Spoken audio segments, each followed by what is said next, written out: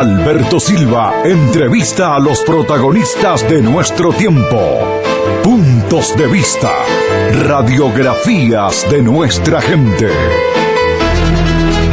Hoy compartimos el punto de vista de Iván Solarich, actor, director, docente, gestor y dramaturgo uruguayo. Egresó de la Escuela de Arte Dramático Ictus en el año 1981 bajo la dirección de Roberto Jones. Ha actuado en más de 30 espectáculos, entre los que se destacan a Hamlet, El Cerdo, El Triciclo, En la Colonia Penitenciaria, Sarajevo esquina Montevideo, Crónica de un Amanecer y Comunismo Cromañón, entre otras. En la dirección teatral ha estado a cargo de, entre otros espectáculos, En Voz Alta y Los Músicos. Es docente de arte escénico y acciones vocales. Iván Solarich es fundador del Teatro La Comuna, la agrupación teatral Trenes y Lunas y la Sala Puerto Luna. Ha sido director artístico del Festival Internacional de Artes Escénicas, de la FIDAE, a partir del año 2010.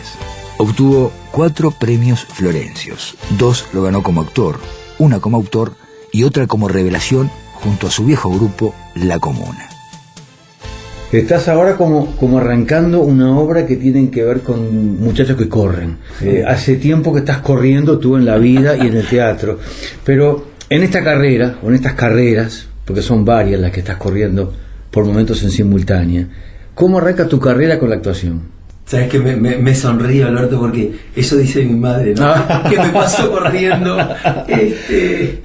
Me encantaría decir, Alberto, sí, nací y ya pensé que iba a actuar toda mi vida, como le pasa a alguna gente con sus vocaciones, pero no, fue muy azaroso y para mí un hallazgo.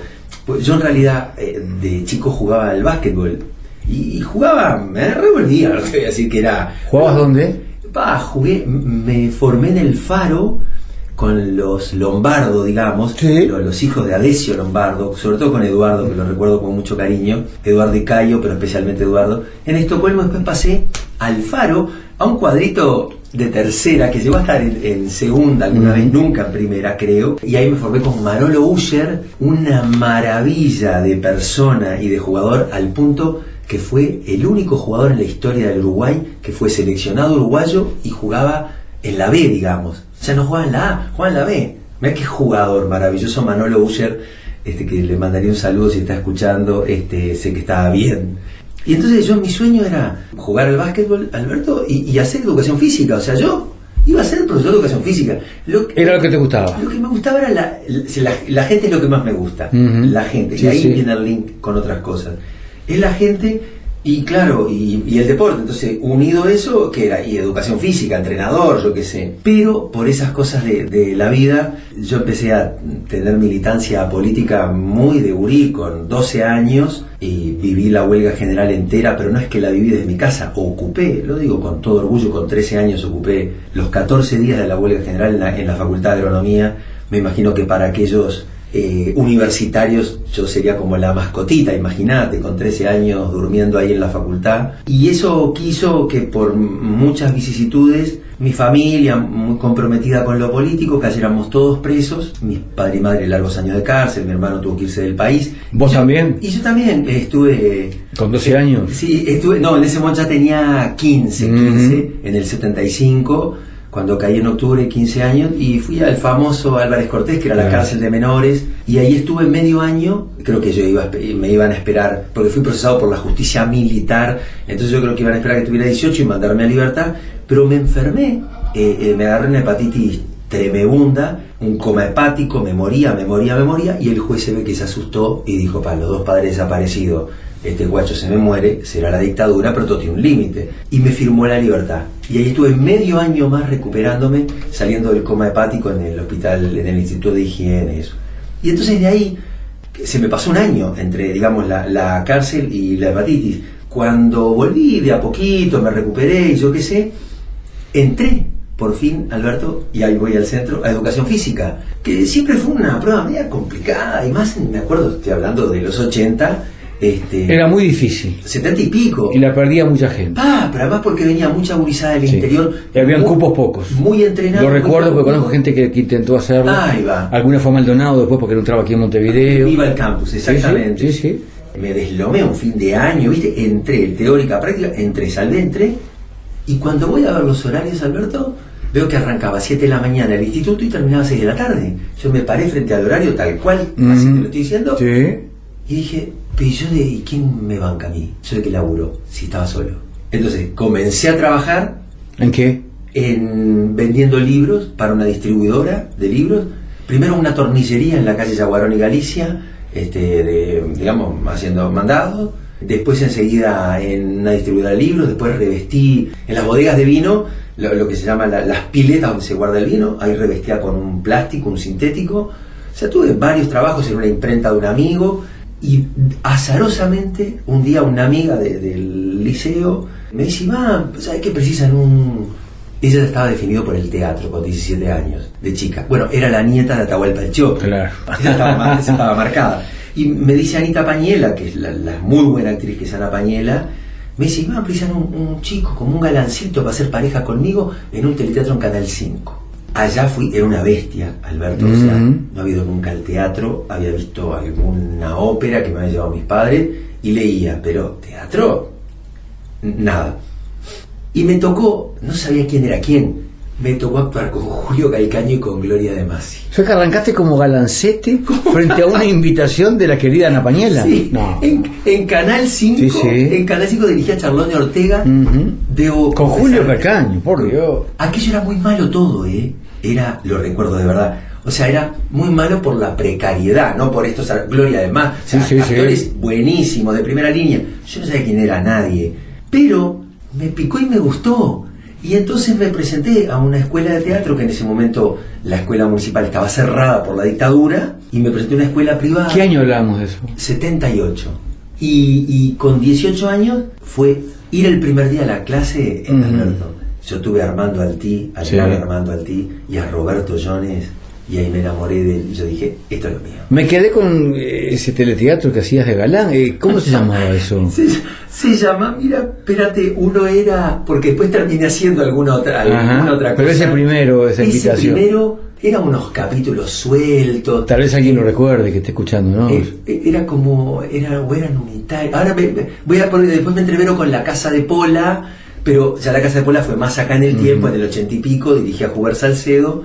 También ahí me tocó actuar con Ana María Cabezas, Lidia Telles, lo que sé, pero siempre la verdad que eran condiciones muy precarias, el inicio un poco de todo. Ahora sí podemos decir que tenemos un cine, una televisión, hacemos cosas, pero imagínate, esto hace muchos años, Alberto, y era... Y ahí arrancó esa carrera y ahí sí, ya seguiste. Y nunca paré con el teatro, nunca, o sea, como dice o como escribió alguna vez Barrol, Jean-Louis Barrol, el teatro es la enfermedad del amor, y yo la verdad me enfermé de amor y de teatro. Nunca paré, salvo un episodio muy triste para mí. ¿Qué pasó? Que fue en el 2003, venía de un proceso de 7 años con, yo digo, la mítica, no porque entraran miles, porque entraban 100 personas, 80 espectadores, pero tuvo unos 7 años de recorrido muy fuerte, que fue una sala independiente Puerto Luna, en Julio Herrera y Soriano, donde ahí empezó a dirigir Coco Rivero, magníficos espectáculos. Realmente hicimos cosas, sobre todo entre el 99 y el 2003, formidables, sin modestia de nada, ninguna pavada, formidables espectáculos recordados al día de hoy, como Jubileo del Cerdo en la colonia penitenciaria, dirigido por Nelly Goitiño. Espectáculos formidables. Los músicos, Sarajevo esquina Montevideo, y ese lugar profundamente exitoso desde el punto de vista creador, y que tenía su público. Siempre digo, 2.000 personas que eran las que iban a Puerto Luna, una sala pequeña, en un sótano. Tuvimos que cerrar en el 2003 ganando todos los premios, o sea, ganamos todo. Cerrando porque no podíamos pagar el alquiler, Alberto. Por un alquiler.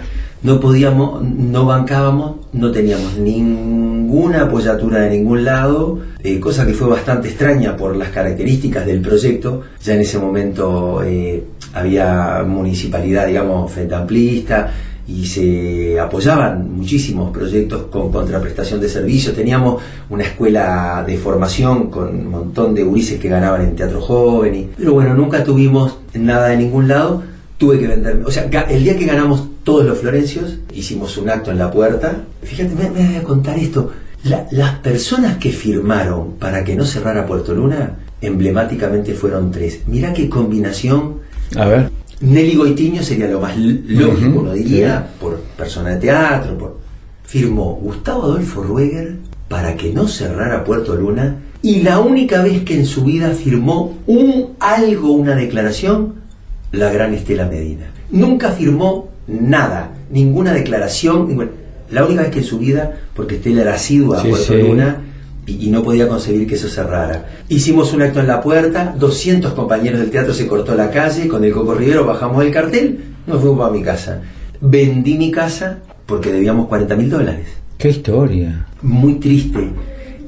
Hasta casi que si me acuerdo me decidí, dije, era un fracaso. O sea, qué paradoja, Alberto, ¿no? Porque era el éxito artístico más, o sea, con absoluto reconocimiento, pero un fracaso económico total, sin ninguna apoyatura, colgado de un piolín. Y entonces, bueno, vendí mi casa para pagar las deudas y dije, un año me guardo a silencio porque quiero asumir el fracaso, la derrota, o sea, vivir. La derrota llamémosle derrota, como alguna vez dijo alguien. Ya está, perdiste. Ese año sabático se me transformó en 3 y después volví al teatro. Pero eso fue la única vez, te diría, la única vez, Alberto, que paré. O sea, hace 35 años que estoy apasionadamente en esto, y solo paré en ese momento por tristeza. Hablando de tristeza, yo tengo como un recuerdo, pero creo que es antes en el tiempo, es 85, 86, que me crucé contigo en un par de oportunidades y estabas muy sensible, terminabas muchas veces las charlas con un llanto. Siempre me impresionó mucho. Eso no lo perdí nunca. Ah, mira. Nunca lo perdí. Porque me acuerdo 2 o 3 oportunidades que por distintos motivos, claro, era un momento muy especial, muy particular. No, y yo recuerdo eso especial me duró toda la vida. Bueno, pero yo lo recuerdo muy fuerte, sí. Vos sabés que es una cosa que no... Eso no con una hipersensibilidad. Decía mi abuela, en bromando o en serio, que por el lado de ella, mi madre tiene algo así, y yo, como esa conexión desde lo materno, tenemos hipersensibilidad constitutiva, decía mi abuela. Al margen que esto es comprobable o no tengo la menor idea, lo que decís, Alberto, es verdad, y es una característica. Es más, mis compañeros y en los medios donde me muevo la conocen ampliamente, e incluso en algún momento me pasó, en alguna instancia, por ejemplo, alguna asamblea del teatro X con mucha gente, es difícil que yo hablo de alguien o de algo que no me emocione, es raro.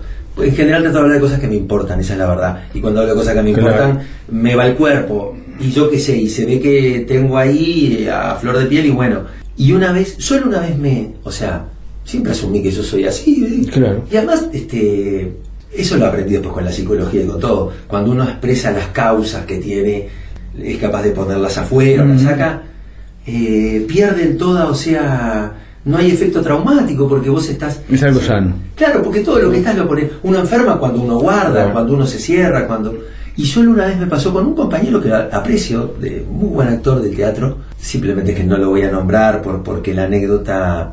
En otro me dijo, pero Solarich, otra vez llorando, no sé qué, emocionado, no me acuerdo en una asamblea compleja del teatro. Y yo me acuerdo que me dio mucha bronca, ¿viste? Y yo le dije, mira, yo te voy a decir algo, no llora el que quiere, sino el que puede, así que no me jodas más. Mirá. Fue el único incidente que tuviste con esa tu característica. Y ya después, ya sé que es así, lo asumo, y capaz que si hablamos de cosas que son caras, y además para mí hay muchas cosas caras y queridas, entonces bueno, ¿qué voy a hacer? A veces me aguanto, a veces no puedo mucho, pero bueno, la llevo así. Hablando de cosas caras y queridas, ¿cómo fue eso de estar tú allí con un público tan especial, tan particular como el cubano, y hacer una obra removedora, hacer como un encuentro fuerte? Eso estuvo, porque no puedo no agregar algo. Agregue lo que tenga que agregar. Alberto, yo me crié en Cuba. O sea, a los 2 años, mis padres, comunistas los dos, por solidaridad, internacionalismo, deciden ir a trabajar por la Revolución Cubana. Como tanta gente en toda América. Mucha gente no sabe esto, pero fue una corriente, ahora que tú lo decís. Y de Uruguay, unos cuantos, decenas de profesionales, técnicos universitarios. Mi padre, técnico metalúrgico, mi madre, profesora de matemáticas.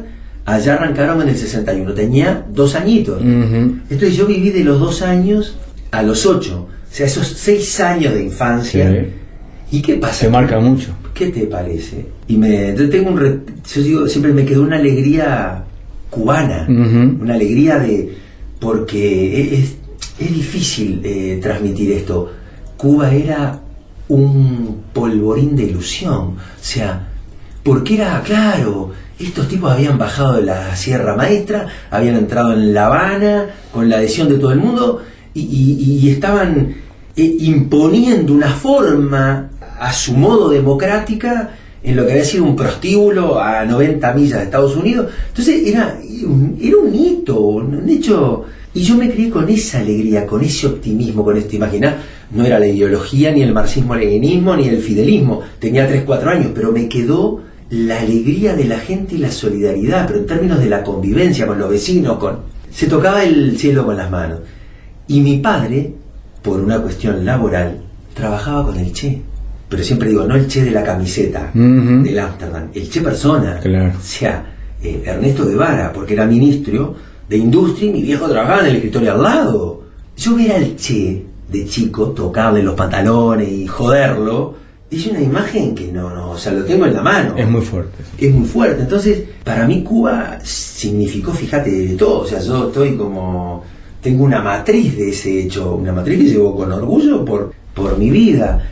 Y nos volvimos en el 68, mirá qué lindo año para volver, en pleno Pachecato. Sí, sí. Y acá volver a encontrar trabajo mis padres, pasamos muy complicado.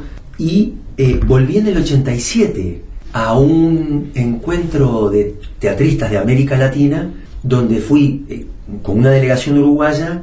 Siempre iban 3 viejos maravillosos y yo, porque iba Rubén Yáñez, Milton Esquinca, todos fallecidos, y Nené Rodríguez Correa, la que fue presidenta de la Federación de Teatro de FUTI, y yo, que era un gurí de 20 y pico de años, con ellos. Ahí volví a Cuba y después no fui más, a pesar de que mi hermano estaba viviendo allá. No volvió al Uruguay.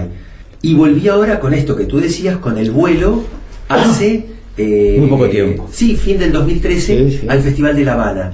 Y fue, yo qué sé, para mí era como actuar en mi casa.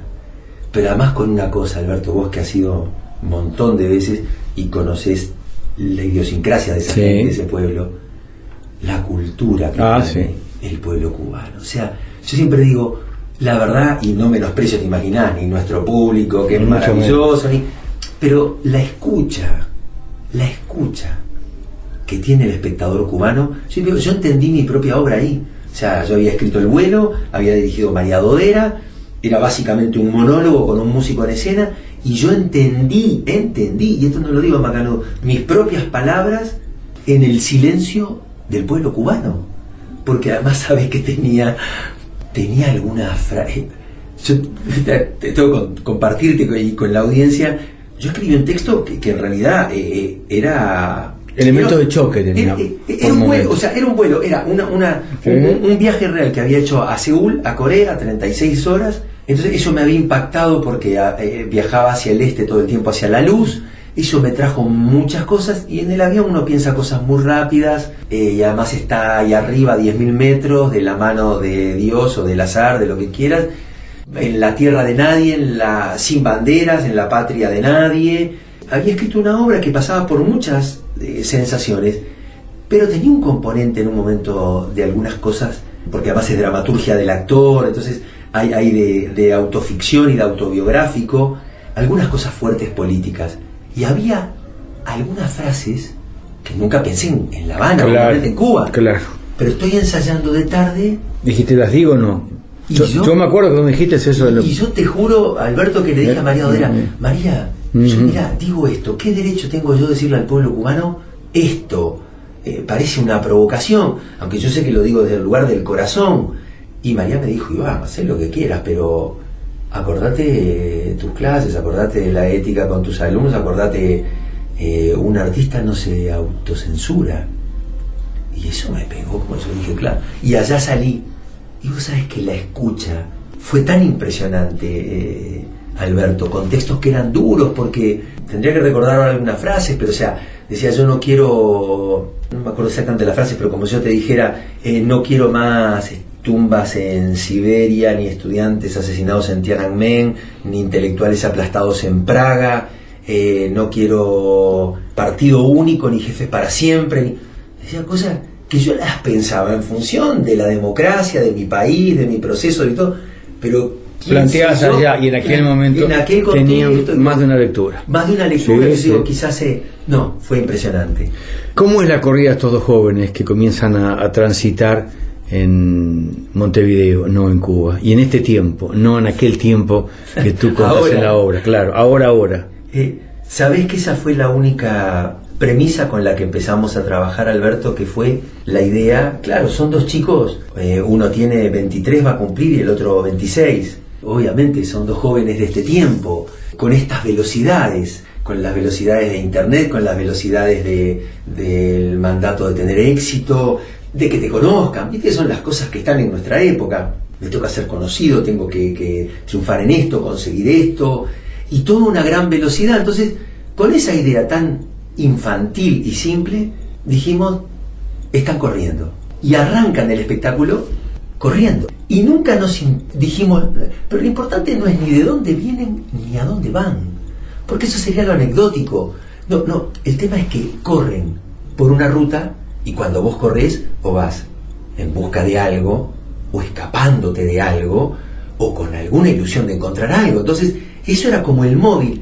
Y para que no hubiera dudas, además de que era de un carácter metafórico esto, no es que ellos corren por toda la sala y hacen una especie de tour de atletismo, sino que lo hacen en una plataforma de madera de 2x2, y ahí ocurre todo. O sea, un gran movimiento porque están corriendo, pero en un espacio absolutamente reducido. Obviamente que entonces es una metáfora, es que la sociedad contemporánea estamos corriendo, y ahí empiezan a aparecer preguntas, Alberto, de ¿a dónde estamos yendo? ¿Por qué estamos tan apurados? ¿Estamos encontrando algo? ¿Nos estamos haciendo preguntas? Y el diálogo de ellos, la relación de ellos. Y para mí fue muy lindo porque, claro, un tipo que tiene 50 y pico de años, con dos chicos que tienen 20 y poco, son dos universos. Está muy bueno. Y es todo un simbolismo, porque esos dos jóvenes corren allí en la Sala del Mura, en el mercado agrícola, el mismo lugar que hace poco tiempo corrían los tumanes, corrían otros muchachos, pero para la tranza de droga, corrían otros muchachos para algo que nunca pensé. Sí, era un lugar que muchachos tenés razón, se habían apoderado de él y lo tenían como un lugar de correrías, no solo para correr. Mirá qué lindo, no lo había pensado. No lo había pensado nunca. Se lo voy a aportar a ellos porque son esas napas, claro, con las cuales uno trabaja, lecturas que uno trabaja. Está Iván, en el cierre de esta charla te pido una canción que por algún motivo en particular, a lo largo de tu vida, por un recuerdo de tu mamá, de aquella Cuba que de niño, en la adolescencia, cuando vendiste la casa, algo que sea una canción que te represente, una canción que quieras compartir con nosotros. Una tiene que ser, de cualquier idioma, en cualquier tiempo y de cualquier recuerdo. Contanos cuál y por qué. Mirá, tengo muchas porque amo la música y además soy muy ecléctico en mis gustos, muy ecléctico. Escucho cumbia con un enorme placer y escucho Vivaldi con un enorme placer, y en el medio de todo eso, ni hablar canto popular, todo lo que se te puede ocurrir. Soy muy claro de qué generación. Todo muy lindo, pero pensaba una canción. Soy muy de la década del 70, bueno, del rock sinfónico, ¿no? Que no tengo duda ninguna. Dura 7 minutos, es larga, 7 minutos con 10, y es Escalera al cielo de Led Zeppelin, Stairway to Heaven. Tengo muchas en español y canciones bellísimas que amo. ¿Y esta por qué en particular? Escalera al cielo porque me parece la canción más lograda en la historia de la música. Gira sobre sí misma 3-4 veces, con el solo de guitarra más estupendo de la historia del rock, con la voz de Robert Plant increíble, jugando casi a la homosexualidad, chichoneando, y es una canción que tiene del punto de vista de la letra, es absolutamente indescifrable, porque te permite ir y escabullirte y generar atmósferas y ámbitos muy distintos. No termina de decir nunca nada concreto, pero dice muchas. In a tree by the brook, there's a songbird who sings. Sometimes En la mañana de hoy hemos compartido el punto de vista de Amareando, la charla mantenida por Alberto Silva con el actor, con el director, con el gestor cultural y dramaturgo Iván Solarich, que en los próximos días, más concretamente el viernes, estrena en la Sala del Mura del Mercado Agrícola la obra Inmarcesible, Algunos caminos nos llevan en el corazón.